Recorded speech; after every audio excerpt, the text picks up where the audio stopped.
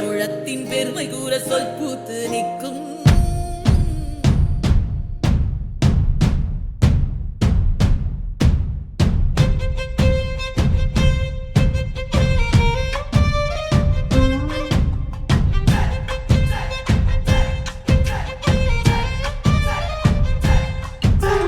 பொன்னினாதி பார்க்கணுமே பொழுதுக்குள்ள கன்னி பெண்கள் காணணுமே காத்த போல